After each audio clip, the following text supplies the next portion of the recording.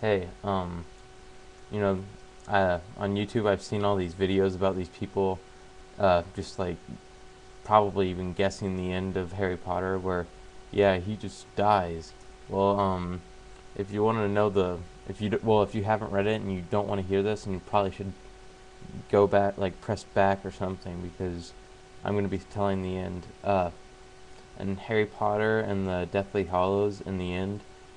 Um, Pretty much what happens is Harry's in the pensieve because, well, Snape, whom Voldemort had killed uh, just a little bit before Harry walked up into Dumbledore's office and dumped the feelings or the memory into the pensieve. They were Snape's memories. He's in there, and pretty much what Harry finds out is that uh, the entire time Snape was working for Dumbledore, and Dumbledore, well, the plan was for Snape to kill Dumbledore. Snape didn't want to, but Dumbledore was begging him to do it. Um, Snape was in love with Harry's mom. Um, the whole reason why Snape was working at the school was so he could protect Harry. That's because he wanted to. He didn't want anybody to know until, well, the end, I guess, because he asked Dumbledore never to tell. He told Dumbledore never to tell, and I guess he wanted Harry to know before he died. Anywho, and then in one of the last visions, well, you see, Snape and Lily Potter were like really, really good, really pretty much best friends when they were right before they went to Hogwarts, and they were best friends pretty much all the way until they were almost done with Hogwarts, and then this incident happened, and well, where Snape called Lily Mudblood, and that's pretty much where uh, where she pretty much stopped being best friends with him. I guess he still loved her, um, but anywho, one of the last visions or memories, then the last memory that he sees, because it's got a bunch of jumbled memories. In the last one, uh, Dumbledore tells Snape, well, Snape realizes, so the boy must die, and Dumbledore smiles and says, "That's the plan. That's been the plan, or something like that, for a while, or I, you've always known what must be done, or something." Um, and well, so then Snape starts arguing and saying, "So all that I've done has been for nothing?" And Dumbledore said, "It hasn't been for nothing. Harry had to survive until Harry had to survive until the right time." And Snape was, and Snape said, "So you've been pretty much. It's almost like raising a cow for the slaughter, or a pig for the slaughter, or something of that sort, I guess." Um, and so pretty much then Harry comes out of the pensieve, and he starts realizing, he starts counting his heartbeat and everything, and starts appreciating life, because he realizes that, well, uh, you don't really appreciate those things until, well, you're about to lose them. And so he slowly starts walking through the castle towards the grounds and everything. And he puts on his invisibility cloak so nobody down at Hogwarts can see him, because there's a big battle at Hogwarts between like all of the teachers, all of the parents, pretty much all of the good people versus all of the bad people. Um, and well, so he goes down into the forest, uh, and then he takes the ring Horcrux, turns it over in his hand 3 times, and his mom, his dad, because the it's the resurrection stone. It brings people back, kind of like ghosts. Not well, they're more than ghosts, but less than real people. Uh, it brought them.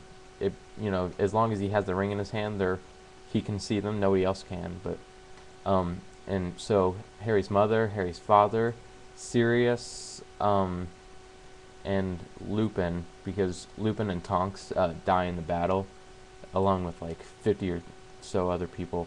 Fred Weasley dies too. And so does that little Colin Creevy kid. Anyways, so Harry gets them all out, and he asks, "Will it hurt when I die?" And Sirius smiles and says, it's easier than it's faster than falling asleep, and uh, twice as easy or something like that, or twice as fast. Um, and so then all of a sudden he noticed there's a bunch of Dementors, but they don't even come near him because, well, I guess his parents are acting well, like all of his friends and family are acting like Patronuses, kind of. Oh, and then he sees Neville, and tells Neville that Voldemort's snake must die, because, well, Voldemort had left 3 people after he died who knew about the Horcruxes, and Harry left 3 people knowing.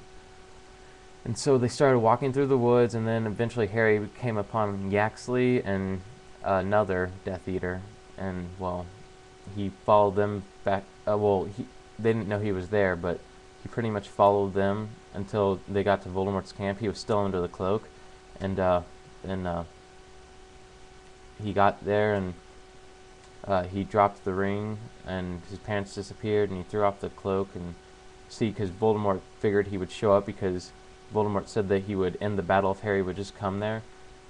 And you see, so the only, because Harry believes that the only, and Dumbledore, from what Dumbledore said, Harry thinks that the only way Voldemort can die is if Harry dies.